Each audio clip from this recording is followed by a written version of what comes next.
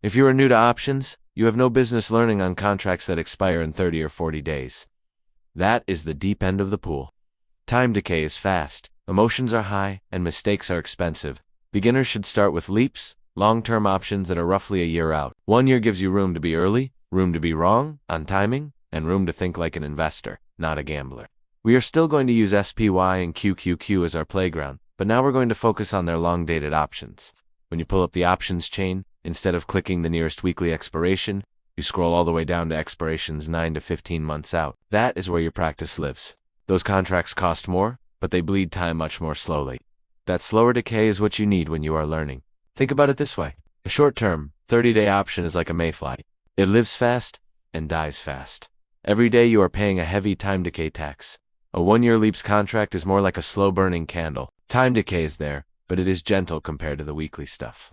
That means you can focus on learning direction and risk without being destroyed by the clock every time you are a little early. Another benefit is psychological.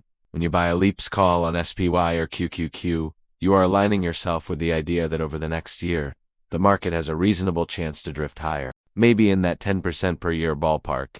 You are not demanding a massive move in a few days. You are saying, if the market does what it normally does over time and I pick a sensible strike, this contract should grow in value. That mindset is much healthier than constantly begging the market for a miracle this week. Using leaps also teaches you to think more like a position trader. You are not staring at every 5-minute candle, panicking over noise. You are paying attention to the bigger trend, the 50 and 200-day moving averages, the overall health of the market. You can ride a position through normal pullbacks without the option collapsing instantly, because you have time built in.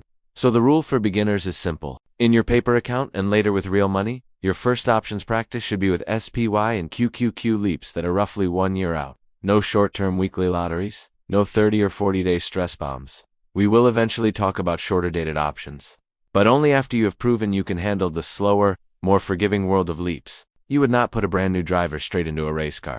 You should not put a brand new options trader straight into short-dated contracts. Leaps are your training vehicle.